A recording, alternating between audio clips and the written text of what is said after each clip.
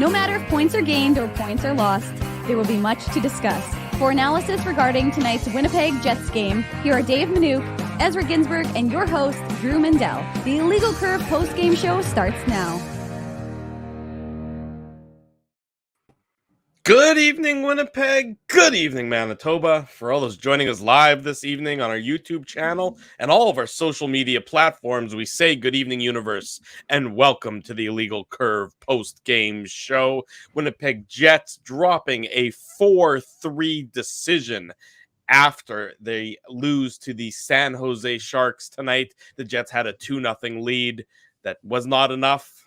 A good lesson for the Winnipeg Jets tonight, gentlemen, in that it is a 60-minute game, and no matter who you're playing, no matter even if on paper you are more talented than that team, if you do not play for all 60 minutes and you do not execute, you will end up losing the contest, and that is what happened to the Winnipeg Jets tonight. They take that 2-0 lead, and frankly, from my perspective, guys, they just stopped playing. They thought that they could coast on their reputation. They thought they could coast on their skill, but it was not enough. The San Jose Sharks, a young team, a team that is, quote-unquote, in the midst of a rebuild, said, okay, you're not going to do it. We're going to take it to you. And as a result, the San Jose Sharks with a deserving 4-3 victory, while the Winnipeg Jets still search for their first win of the season. I am your host, Drew Mandel, Dave Manouk in the top right, Ezra Ginsburg in the bottom middle. Gentlemen, good to see you again. It has been a whopping 12 and a half hours since we last got together. Yeah, absolutely. Sorry, Drew, I cut you off there. I didn't realize you were going to introduce ourselves there, but yeah, I mean, what's probably the most disappointing about this game, in addition to the, 2-0 lead that they had after one period, is that, the two guys, the 2-0 lead that they had was that the Jets, players that scored were the two guys that we talked about, in addition to Cole Perfetti, that, really had to prove, that they had a better showing in them than they did in the first game. Andrew Kopp and Pierre-Luc Dubois, of course, especially Dubois. So, just picks up a rebound goal, in the first period. And, it's just one of those games where, again, special teams is an area right now that is not really firing on all cylinders for the Jets, both on the power play and shorthanded, right? You've given up 4 power play goals in 2 games, and you've also given up a shorthanded goal. And you're right, Drew. I mean, the San Jose Sharks, we know they were the last team to play their opening game, so they're fired up, right? Because they're at home. It's their first game of the season. You've got 5 players. We talked about that on the Saturday morning show. William Eklund today. He picked up his first NHL point on the goal by Tomas Hertl in the third period. And, the Jets made it a 1-goal game there. But, I mean, when you're down 2 goals late, I mean, you're obviously, putting yourselves in a bad position. So, the Jets have to clean up their plays. And, when you consider, the Blake Wheeler giveaway, and then at the end of the second period, if you remember, Neil Pionk was a little bit high in the neutral zone. And then Stastny tried to, pass him the puck back, and then it resulted in a really good, solid chance. But Timo Meier and Hellebuck made a save. So there were just a lot of turnovers. And I just thought at many points in this game, the Jets were just not as solid as you'd like to see in their own end. And just, you mentioned executing, attention to detail just didn't seem to be there for big chunks of this game. I would agree with that. Everybody would agree with everything as he said so far, Dave. To me, and obviously you can expand on what Ezzy said, but to me, the Winnipeg Jets, the word I would use, that not the whole team, because there's certain guys who just don't know how to play that way, the way I'm about to describe. But I thought the Jets top line in particular played with arrogance tonight. I thought that they were arrogant in their effort. I thought they were arrogant in how they approached the game. And as a result, when you have arrogance, I don't care who you're playing against. None of them are... There's almost nobody in the NHL who can play with arrogance and get away with it on a regular basis. Maybe Connor McDavid, but you don't see him playing with arrogance that often. I thought Connor, Scheifele, and Wheeler tonight need to look in the mirror. I thought there was a lot of arrogance in their game tonight. Yeah, I mean, let's focus on some of the things. Yeah, I mean, sure. I think there's definitely something to be said. I thought that they have to be your best players, and they weren't the best players throughout the course of the game. I thought Pierre-Luc Dubois had an excellent first period. I think that's the first period that, Jets fans are hoping they'll see replicated throughout the course of 60 minutes. And there were things we saw, that were better in the second and third periods, but his first period was excellent. I thought that was something that, he had a good first period. Brendan Dillon had a good first period. Nikolai Ehlers was noticeable, had a couple of opportunities. And it's interesting for me was that I actually thought the refs were going to let the game flow pretty well, and they did in the first period without calling a penalty up until like the last, whatever minute and a half it was with for the Jets to get a power play, and then you're thinking this is going to be it's a pretty good game flow, and then of course the second period happens and it kind of gets reversed. But there's no excuse. I mean, you take a 2-0 lead, shorthanded goal should give you that feeling of a boost, and instead you fritter it away. The shorthanded the goal was, I didn't think the play by Wheeler at the line was good. Why is Blake Wheeler playing PK? I mean, that just is, to me, I don't even understand that decision. The whole idea of Blake Wheeler, if you want to keep him fresh, why is he playing penalty kill? You've got other guys who can play penalty kill. Like, it just doesn't make sense why Blake Wheeler is on the PK, given the fact that there's a whole thing about like not burning through. I mean, the idea of having a team that's more balanced is you don't need to over rely on guys like Blake Wheeler in every facet of the game. So why is he there? And he goes in. Sorry, that wasn't the penalty kill. That was on the power play. I made a mistake. It was, although he was playing penalty kill, which was which was a separate issue. 3 minutes 29 seconds of penalty killing time for Blake Wheeler. Sorry, there's two things I'm talking about. One is I didn't agree with the idea of him playing on the penalty kill, and then the other thing was just on the power play with him on the blue line. I mean, he goes in for the pinch and they score shorthanded. So, I just don't understand sometimes some of the decision making. I like the idea of bumping Jansen Harkins up. I thought he deserved to get bumped up. He gets rewarded with the goal, but he's a guy when I was talking about arrogance, he doesn't know how to play with arrogance because that's not his game. Is grit and grind and effort, and that's always been his game, and that's the way he's made it to the NHL. He's not flash. There's no style points in Jansen Harkins' game, but it's effective. Because he scored to make it 4-3 today. He's noticeable, sometimes noticeable for flailing into the boards, but still noticeable. And so you need some of that desperation, I think. And again, it's only the second game of the season. So that has to be the caveat attached to everything. But you need some desperation from your best players. And you just don't see it from the Connor Scheifele Wheeler line. At no point do you ever in that game when it's the third period and it's 4-2 and you want them to be able to take over and impose their will, and you just don't see it from them. And well, let's go back though, Drew. I agree with you, by the way. Let's go back to that fourth goal though. You mentioned Connor Scheifele Wheeler.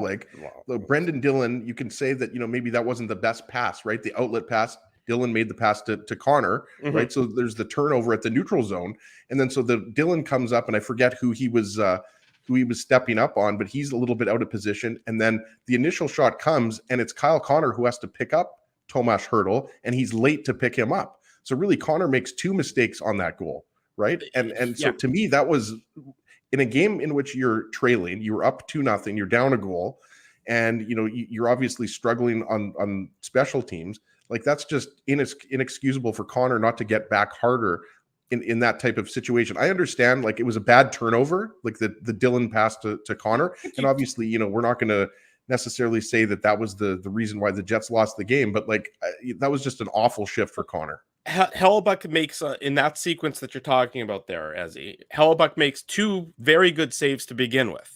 And Kyle Connor just does. And look, we know Kyle Connor is not very good, and I'm being charitable when I say that, in his own zone. That's not news, Dave. But you have to tie up the guy's stick in front that leads to end the how many saves can you expect Connor Hellebuyck to make there?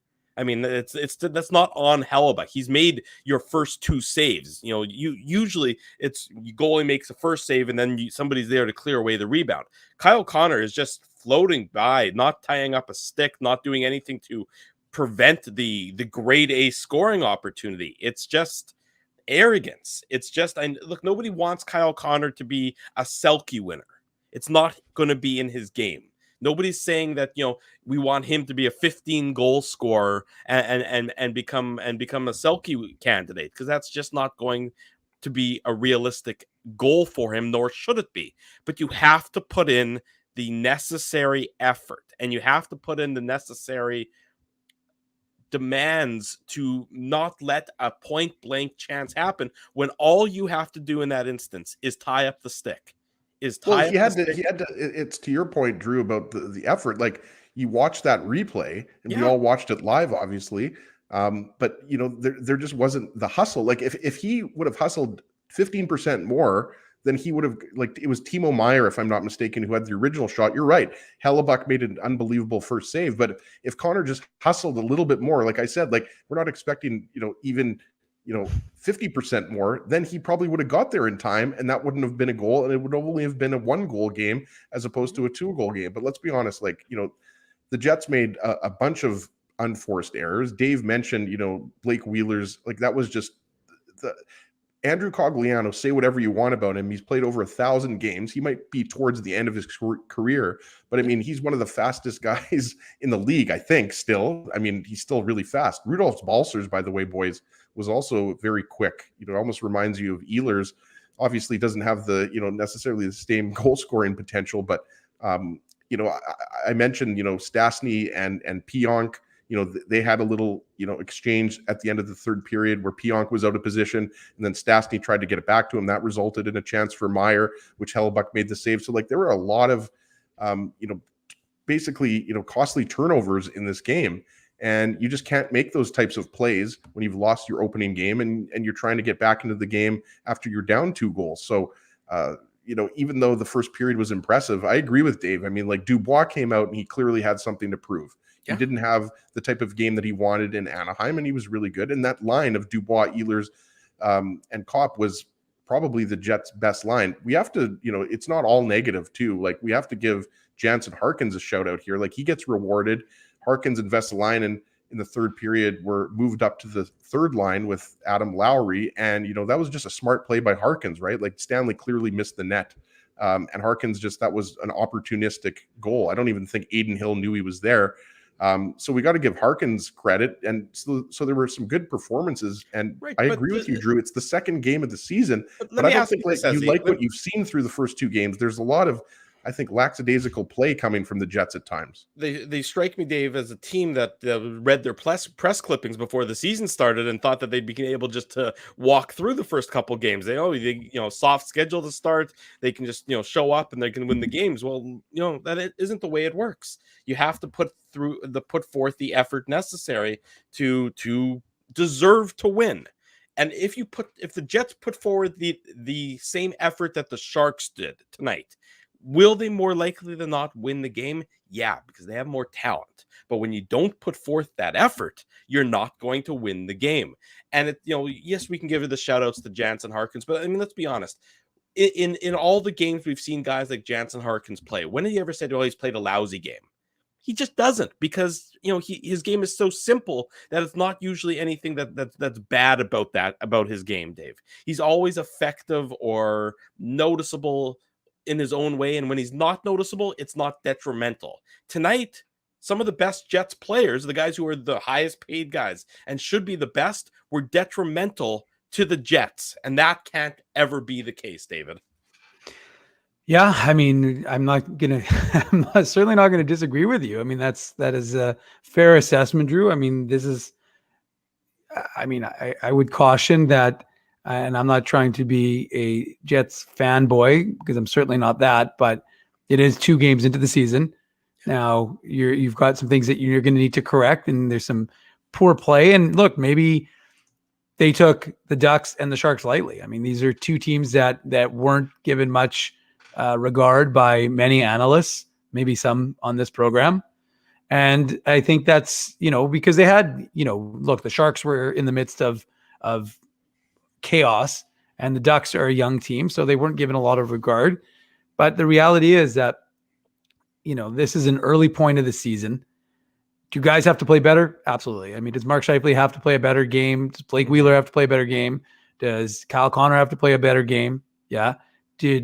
Are you happy with some of the things you saw from Pierre-Luc Dubois and Nikolai Ehlers and Andrew Kopp as a trio? Yeah, you are. Adam Lowry was physical And, you got to give Adam Lowry credit for that play, the shorthanded one to Andrew Kopp, because it was him recognizing the miscommunication behind the Sharks net that set up that opportunity for the Jets and to give them that 2-0 lead. So I thought Lowry was physical and trying to throw his weight around.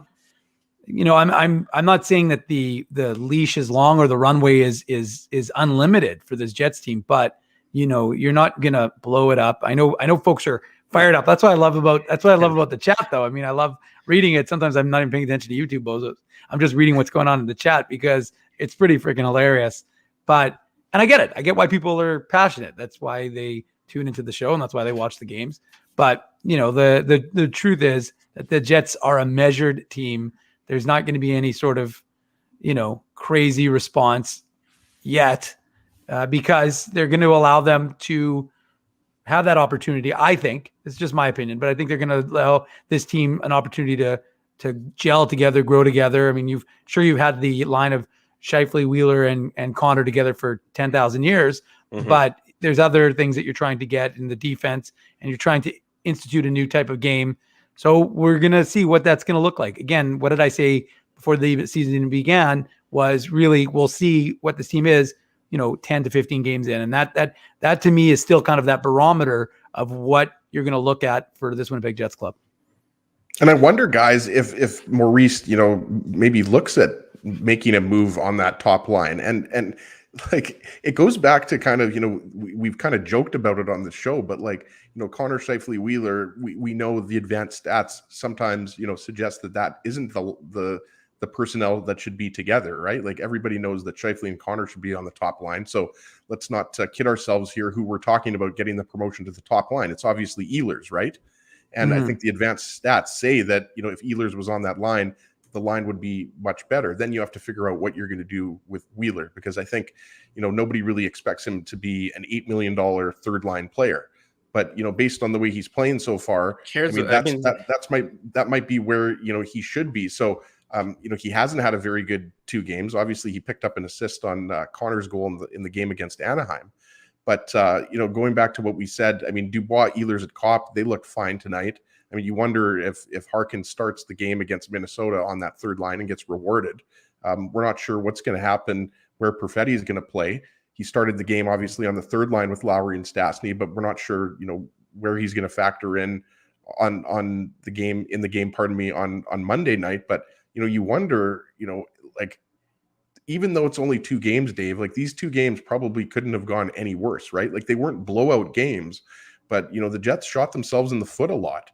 And, when you're giving up, all these goals on the power play and you're not executing on the power play, it's a problem. Like, and, they just didn't get the boost from Scheifele tonight. Like, Scheifele's return didn't give them the boost that they wanted. And you know what? Even though, we love to give Drew a hard time and we like to disagree with him a lot, I think there was quite a bit of arrogance in his game. If you remember back in the 90s, kind of wanted me to mention Rick the Model Martel. If you remember, he used to spray them with arrogance.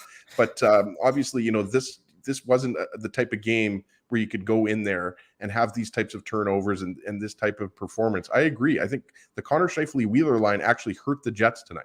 Yeah, and that can't happen. That just simply can't happen. I'm not saying they have to be world beaters every night, but they can't hurt you and they can't be detrimental to your cause.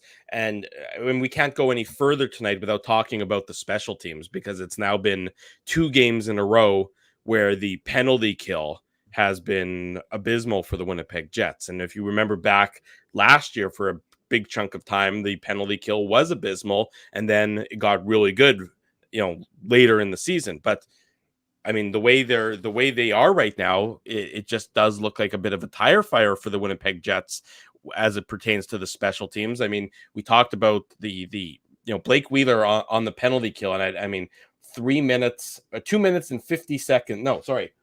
3:29 on the penalty kill for Blake Wheeler and 2 minutes and 50 seconds for Paul Stastny on the penalty kill. And, yes, Wheeler's 5-on-5 minutes were down. In fact, Ehlers played more at 5-on-5 than Wheeler did. But I'm not certain as to why all of a sudden Blake Wheeler is being deployed on a regular basis in a penalty killing role, or why Paul Stastny is now in a penalty killing role. I mean, Adam Lowry was 328 on the penalty kill and Andrew Kopp was 327. but I'm just not quite sure what's going on with that penalty kill and the logic behind the sort of redeployment of guys who haven't traditionally been known as penalty killers for the Winnipeg Jets. Yeah, I would agree with that. Like, I mean, we've seen Blake Wheeler kill penalties in the past, maybe not so much, last year, but like, why isn't a player like Jansen Harkins, for example, getting some of that ice time? I mean, like Dave can tell you from the amount of games that he watched playing for the Moose, like Harkins is a good penalty killer. And, we talked about that. Like Harkins has killed penalties for the Jets as well. So yeah, I mean, we know Wheeler right now, his bread and butter is the power play. Like it's not on the penalty kill. You have other players on this team that can kill penalties. Andrew Kopp, Adam Lowry, namely, we mentioned Harkins. So I'm not sure, what's happening here, but the special teams are a big issue through the first two games. It's not like, the Jets have just given up, a power play goal or two and, the power play is okay. Like the power play has been pretty bad, even though the first game, the first couple power plays in the first period against Anaheim were pretty good. And again, like for those tuning in now, we're not hitting the panic button at all, but there are what we're saying is there are some things that you have to be concerned about if you're the Jets. If you're Paul Maurice and the coaching staff, you have to have your team ready to play more of a 60-minute game, because this was a game, it almost seemed like, and it was a beautiful effort by Adam Lowry, like he deserves a lot of credit for Andrew Kopp's goal, but it almost seemed like after the Jets went up 2-0, they thought, this is going to be easy and we're going to leave San Jose with a nice win and we're going to be, have a record of 1-1. And San Jose pushed back, and Rudolph Balcers is somebody we talked about. He was involved in that Carlson trade coming over from Ottawa. He's a really talented player. And we talked about William Eklund this morning. Like he picks up his first NHL point, as we mentioned, and a very talented player. Like this is the future of the team. Like these guys, Jonathan Dahlen, these types of players, Logan Couture, Brent Burns, Eric Carlson, Mark-Edward Vlasic, like these guys are towards the end of their career. So there's skill on the team, but still the Jets had no reason to make it as easy as they did for the Sharks, Drew. Dave, when it's 2-0 for the Jets and they get that power play opportunity, and you're up 2-0 against this San Jose team, you should be feeling pretty good about yourself to begin with, because again, you have more talent than they do. You are, quote unquote, a better team than they are. It's 2-0, and that you just can't give up that shorthanded goal in that situation to Andrew Cogliano. You have to be smarter. Even if that power play expires and you don't score, it's still 2-0. All you did is just give the Sharks life there. And you can see it. That is your turning point, as far as I'm concerned. It's 2-0. Cogliano gets the goal. It's 2-1. And the Jets were on their heels the rest of the game. I mean, there was no pushback. There was no, from that point on, it was the San Jose Sharks show with the Winnipeg Jets as the Washington Generals. Well, I mean, as he pointed out to me when we were watching the third period, the Jets had been outshot 19-7, and I think it was 8-1 in the third. It can't happen. So, I mean, it's a pretty bad statement when you just don't possess the puck, and you have a team that should be able to possess the puck. You have no excuse. You took a day off on Thursday. You practiced on Friday. Yeah. So you've got time between games. The Sharks haven't played in over a week. Their last preseason game, they haven't played a regular season game, as one of you guys pointed out to start the show. Their last preseason game was a week ago. So they're the team that should be, not really feeling it, which maybe you could say they didn't in the first, because the Jets kind of came out the way they did. And you're thinking to yourself, okay, the Jets, this is a bounce back effort from a Winnipeg team that didn't have a great game in Anaheim. And that's what you're going to see. And Drew, you may be right. I mean, we don't know obviously what these guys are thinking. We can only see what we can only base it on what we were able to see.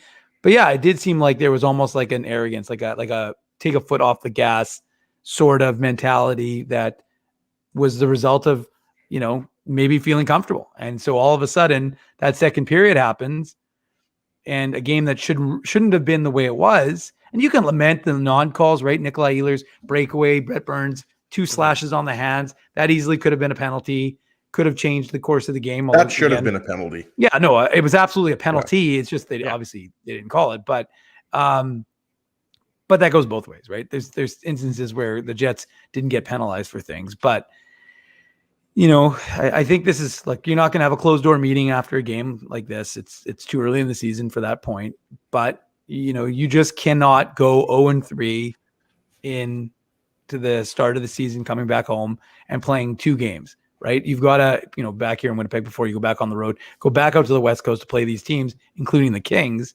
But if you're the Jets, like right now, you it's not about excuses. You're going to, get asked the questions, but you have to just change things up. And how that's going to look, I don't know, because are you going to keep these lines together? Are you going to say, well, our power play has been abysmal. We have too much talent for it to be abysmal. Do we move Nikolai Ehlers finally on the first power play unit? Is it finally going to be time to accept that Nikolai Ehlers needs to be on that first power play unit? Maybe you need to overbalance it, because here's a crazy notion. You need to score. The man advantage is supposed to be an advantage. So when it's being detrimental to your success, again, I'm the guy who talked about runway. I'm not, hitting that panic button that Ty on the Brokery once, brought out and said it's engaged. But I just think it's one of those, a function of that idea that you need to change things up. You can't just, what's the definition of insanity? Trying the same thing over and over and expecting a different result. Well, I thought the definition of insanity was the illegal curve hockey show. That's the other definition of insanity. When you look up insanity, it says what I just said. And then the second one is just a picture of the 3 of us doing this. I agree though, Dave, with your point about Ehlers. Like, I wouldn't be surprised at all if he's on the first power play unit against Minnesota. And you mentioned the Kings.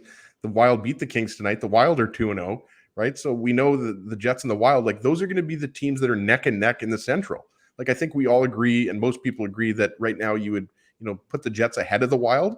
But the Wild are probably the 3rd best team in the Central right now, 3rd or 4th, right? Like, depending on, which team's outlook you like better, right? Like, I think Dallas and St. Louis are probably in there as well. But, like, we know that rivalry, Dave always likes to bring it up, friendly Manitoba versus Minnesota Knights. Like, you cannot go 0-3 back to Winnipeg for your home opener against Anaheim. So this is an even more important game. And even though, we've mentioned the panic button and how ridiculous it is to hit it after 2 games, guys, like, points are very important. And this is a Jets team that obviously has, aspirations of a Stanley Cup, like Stanley Cup, not getting into the playoffs or getting into the second round. Like, this is a win now team. Winning, you don't bring in Nate Schmidt and Brendan Dillon unless you want to go on a Stanley Cup run. So even though it's only 2 games, I think you do have to be a little bit concerned about, I think it's the way that you've lost that you have to be concerned about. I think I think that's exactly it. It's the way that you've lost. It's the, if your effort was there and you lost despite having a good effort, well, you can live with that. I mean, it's a results-oriented business. So, I mean, you can only live with that. You can't necessarily live with that game in and game out. But, if you get goalied or if the puck just doesn't bounce your way, then that's fine. You deal with that. That's the course of an 82-game season. Those kind of vagaries are going to occur. It's just the effort not being the right. Paul Maurice talks about it. They looked right, or the game looked right for us, and we didn't get the results. Well, they looked right for one period, right, Drew? Like, yeah, it looked right for the first period. And then it looked right, when the Jets got the shorthanded goal, and then it stopped looking right. And when it stops looking right at that point in time, to me, it's not anything San Jose has done differently. It's not like San Jose has made some sort of wonderful in-game adjustment that put the Jets on their heels. That's just not how it works. It certainly didn't work that way at all tonight. San Jose's game looked the same from start to finish, for better or worse. It's the Jets game that diminished. And when that happens, that's a real problem, Dave. Well, the only thing I'll try and inject some thoughts of what happened in 2017. Some positivity, Dave. A little positivity, just to give folks a little bit of context. Not to say that what happened previously is necessarily indicative or gonna predict what's going to happen in the future. But in 2017-18, when the Jets went on their big run, remember, they lost to the Leafs in game 1, 7-2. Then they lost to the Flames 6-3. So they started off 0-2. And then and then if you remember that third game, it was Thanksgiving Monday. They went to Edmonton. Yeah. And they took a 2-0 lead in Edmonton. Remember, because it was the game against the Leafs and the game against the Flames. They led early in both those games, and then they got blown out very quickly thereafter. They gave up those leads. They went into Edmonton. They took a 2-0 lead. And then Edmonton Didn't Ehlers have 2 goals in that game? I can't remember. Ehlers had a hat trick. Yeah, that was like the first. I'm pretty sure that was the first away hat trick for the Jets. Because the Jets took a 2-0 lead. Byfuglien didn't play that game in Edmonton. He was injured. He played the first 2 games. He got injured. I can't believe you remember that, Drew. I was doing post game that game. I remember I was doing I did the With post Slick game for Rick. that game with our buddy Slick Rick. Exactly right. And it was 2-0 for the Jets in Edmonton, and then the Oilers came back, bang bang, and tied it up. And you're thinking, here we go again. And then it was Ehlers, to Dave's point there, who got the Jets gave them the lead back, and the Jets then went on to win that game. And we remember how the rest of that season went. It went very swimmingly for the Winnipeg Jets. So again, well, I'm not suggesting that somehow it's going to be 2017, 18 all over again. Yeah, but I'm just saying you need to see that pushback, and that's the problem tonight, is that you didn't see that pushback. You didn't see the Sharks punched them in the face, sometimes a little bit literally, and in this case figuratively, and you didn't see the Jets push back. You didn't see a good the scrap, Jets, by the way, between Middleton and Stanley. Right, that's what I was saying about the literally getting punched in the face, and that's to me where the big question mark entering next week, where you got the 3 games next week. You have Minnesota to end the road trip. You come home to face Anaheim, and depending on the health of John Gibson, they're probably going to be an angry Anaheim team, and then you have another division game against the Nashville Predators. So who have looked terrible, by the way. Yeah, the season which started with all this optimism, where you had a soft schedule to begin. Well, the Jets have wasted the soft schedule of the first 2 games of this road trip. We'll see what happens on Tuesday. We'll see what happens again next week when they return home for the first couple home openers before they head back out on the road to the West Coast. Let's take our commercial break. When we come back, we're going to hear from Jets head coach Paul Maurice. I have it queued up on my second screen. I can tell you it was a quick post-game with the Winnipeg Jets head coach. Not a happy camper tonight. Much more to come. We'll talk about what's coming up next week as well with the 2 games, with the games in Minnesota, and then, of course, the Anaheim home opener. Much more to come. It's now quarter after. It's not Saturday night anymore. It's Sunday morning. You've been with us since Saturday morning. Now it's Sunday morning. Stick with us. You got nowhere else to be. It's really late. Smash the like button while you're waiting. Smash the like button. There you go. It is the Illegal Curve post-game show. We're live on YouTube. We're live on all of our social media platforms. Jerry Seinfeld, Chris Rock, Jon Stewart, Dennis Miller, Brad Garrett, the biggest acts and all the up-and-comers. They've all made their mark at Rumors Comedy Club, North America's longest-running independent comedy club. Rumors has kept Winnipeg laughing for over 25 years. When was the last time you laughed out loud? Make it a great night out with friends or book your office or birthday party, even a fundraising event at Rumors. Get all the details and dates on upcoming shows at rumorscomedyclub.com. He winds up. Oh! Looks like Ezzy took that one right in the choppers.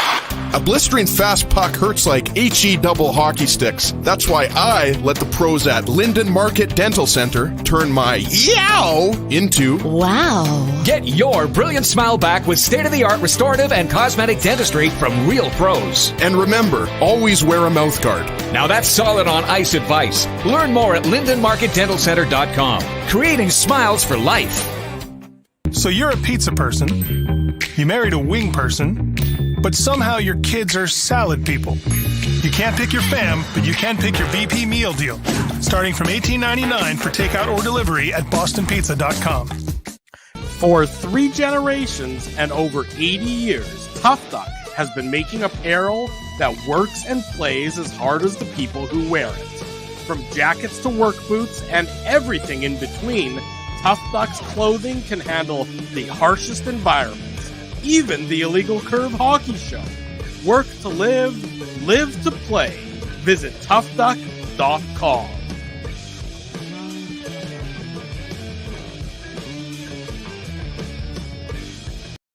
Welcome back to the Illegal Curve post-game show. Drew Mandel, Dave Manouk, Ezra Ginsburg with you on this Sunday morning. Now, it has been a very long day, but a very entertaining day. The Moose dropping a decision, their season opener in Toronto, and we'll hear from Dave Manouk a little bit later on in the post-game show about the Moose game this afternoon. Ezzy, you're on the lookout for the toughest comment, courtesy of our good friends at Tough Duck. So as he's going to give away as he's going to announce the winner of the toughest comment of the night, taking place in our chat room tonight. You'll win a toque from our friends at Tough Duck, so we'll stay tuned to that for the next couple of minutes as well.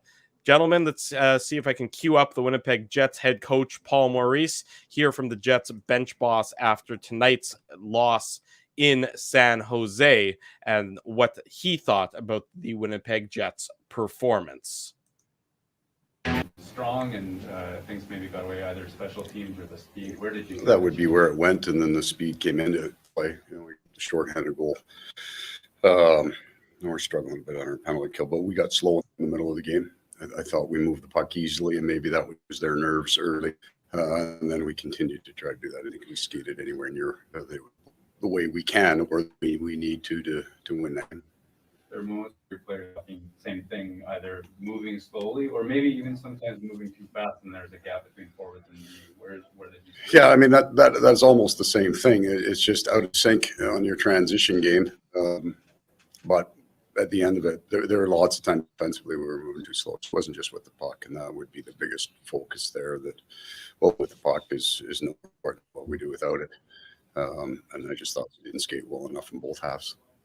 Game had some bite to it as well. Is that a home opener thing, or what Yeah. was happening? No, I think you get people back in the building. The energy's up more on both teams. I think you're going to see that more hotly contested. Even teams who haven't seen each other for a while, so everybody's trying to establish their territory. You mentioned on penalty kill how there's some new personnel, some new faces, some new combos. Andrew Kopp was mentioning that maybe there's a slight disconnect between the forwards and the D, and it's just kind of ironing out those wrinkles. Is that kind of? Yeah, I mean, I think that's fair. We were much better in the face-off circle tonight, which really hurt us the last game. We did score shorty, but we've given up 4 in 2 games. And that's you can't win like that. And we've got some good PK results from Weir in the past. I'm sure veteran, great reads. Yeah.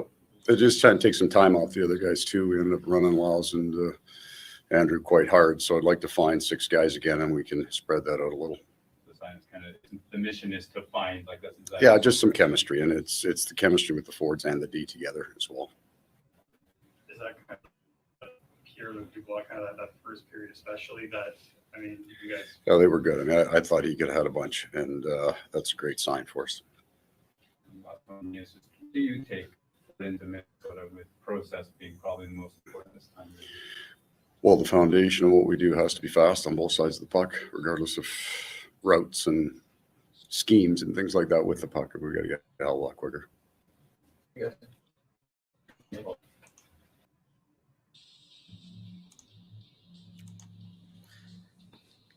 Short and sweet, boys.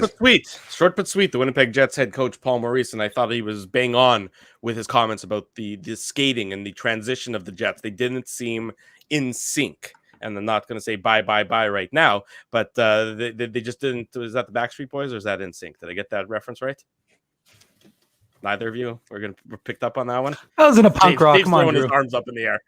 Somebody in the chat. Yeah, if you have like a face-to-face reference or like a Bad Religion reference, maybe. But come on, no effects. Or Beastie Boys, let's go, Drew. Sorry. But anyways, I thought that was it. A lot of the passes, I thought the transition game, which was supposed to be a strength for the Jets. Again, lots of passes in the skates, there you go. I was right. That is an in-sync reference. Thank you, Shark Mifley. Always appreciate the shout out in the chat. But they just didn't seem, they haven't been on the same page in taking the puck out of their own zone yet. And is that going to be a function? Is that going to get better as they get more familiar with one another? Well, the Jets certainly hope that's the case. But tonight you saw that as a struggle, and as a result, especially when the Sharks took the lead. They put 5 guys sort of, at the red line or between the red line and the blue line, and the Jets just couldn't hit anything with speed. And you're not going to win without speed in this league. It's just really that simple. If your passes aren't connecting, and if the other team has a couple goal lead, well, you're not going to be able to just, dipsy doodle through 5 guys. That's not the way it's going to work. And so that's really an area of concern for the Jets so far, in addition to, of course, the special teams, which is just a bit of a disaster. And I mean, you heard what Paul Maurice said there. He's trying to take some minutes away from Kopp and Lowry, giving it to Stastny and Wheeler is interesting, as I see Dave's eyes sort of bug out of his head a little bit there. Stastny and Wheeler are 2 guys who are at the downside of their careers, and I'm not sure that taking away their 5-on-5 ice time or reducing that's reasonable, especially for Wheeler. You give that to Ehlers. I'm not sure it makes any more sense to add to his ice time by giving him penalty killing responsibilities. Blake Wheeler led all Winnipeg Jets players, forwards or defensemen, tonight in time on ice, which is bizarre. It's rare you see a forward leading a team in time on ice, and then it's really weird when I'm not sure why why that's the role for Blake Wheeler at this point. No, and a lot of that, as we've talked about, is because of his time on the power play and the penalty kill.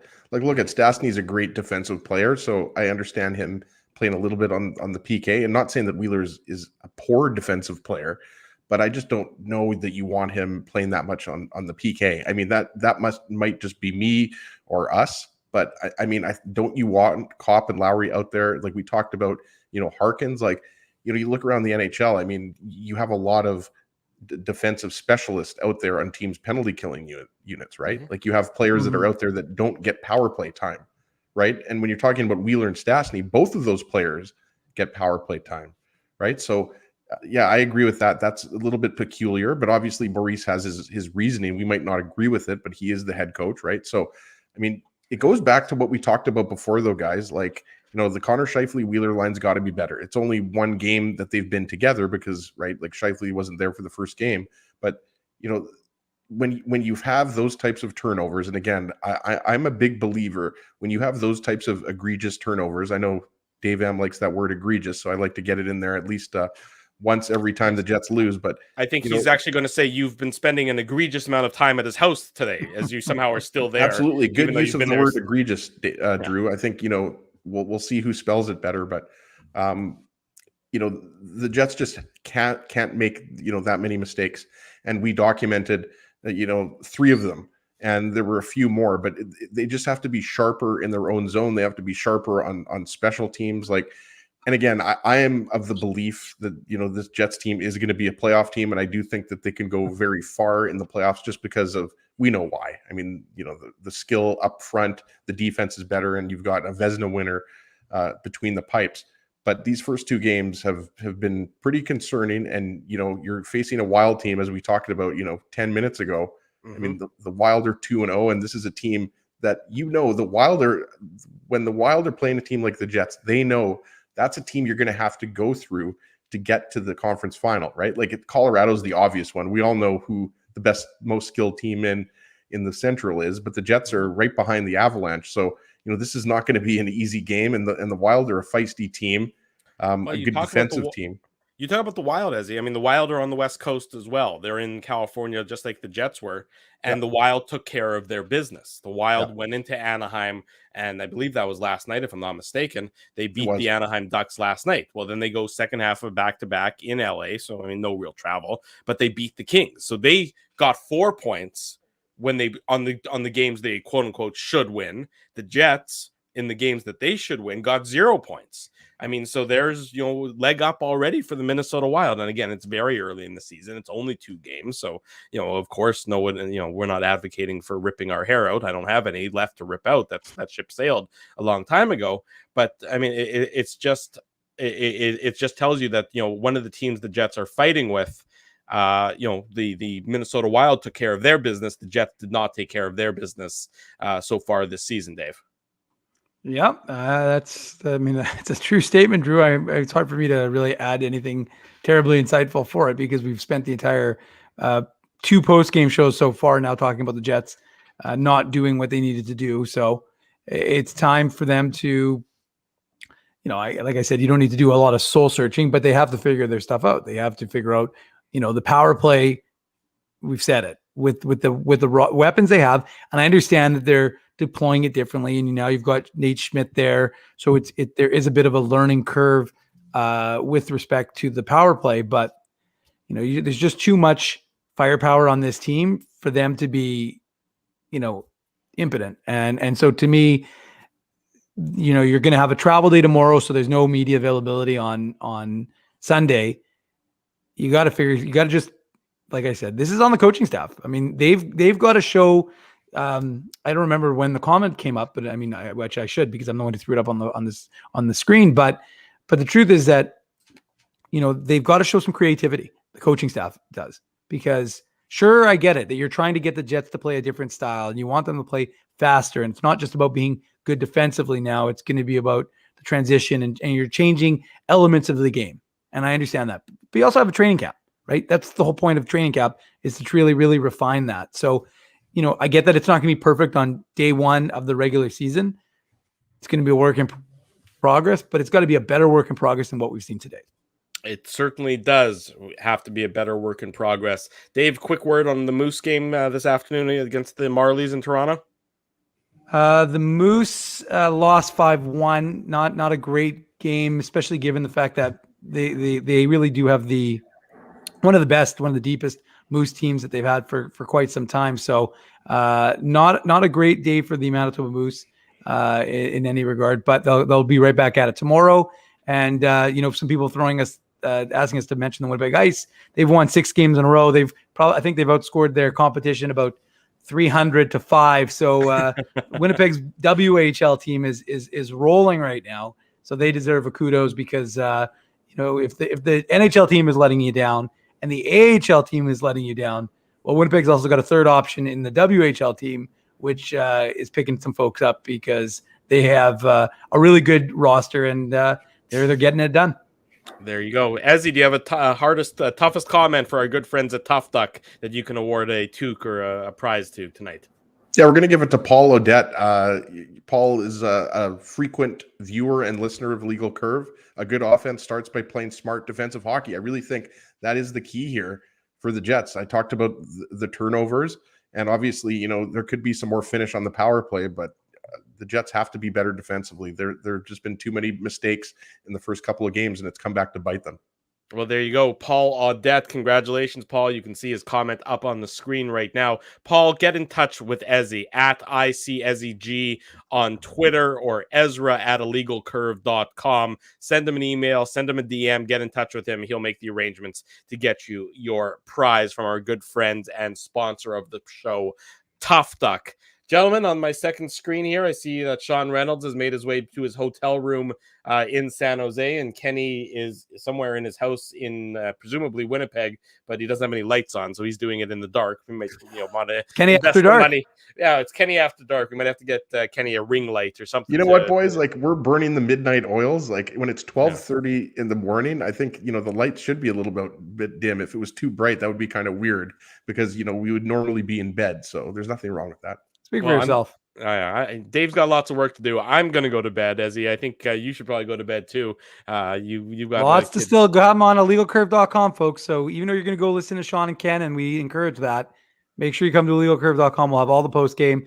Morning papers up at 7 a.m. And smash that like button before you go to Sean and Ken, please. There you go. Exactly right there. I want to give a shout out to our sponsors. They make this show possible. Rumors Restaurant and Comedy Club, Linden Market Dental Center, Bernstein's Deli, Zappia Group Realty, Boston Pizza, and our friends at both Seagram's and Tough Duck. Thank to those fine businesses for supporting Illegal Curve Hockey. They make this show a possibility. We're going to be back on when's the game in Minnesota? It's Tuesday night, right? Monday. Is it Monday? I thought it was Tuesday. Okay, that changes my entire schedule around that. Maybe it is Tuesday. I don't know. It's late. Dave, is it Monday or Tuesday? You're typing. You're on mute. You don't know what's going on. Anyways, we're back whenever the Jets and Wild. If it's Monday, it's Tuesday. Thank you. I thought it was Tuesday, as he confused me when he said Monday earlier in the show. So Tuesday night we'll be back for the See you boys Tuesday post-game show, probably around 9:45 p.m. give or take a couple minutes there. You can see us Tuesday night for the post-game show, of course. Thursday night for the post-game show, and then next Saturday morning, which is somehow it's been a long day, and it'll be a long next Saturday as well. Because we're going to be doing it again with the doubleheader with the Jets game and then the IC hockey show and then the Jets game. But lots of great content to come. Keep it locked to illegalcurve.com. For the man in the bottom, that's Ezra Ginsburg. For Dave Manouk, whose head continues to be on fire, I am your host, Drew Mandel. Thanks for joining us. This has been the Illegal Curve post-game show. Until Tuesday night, we wish you good night and good luck.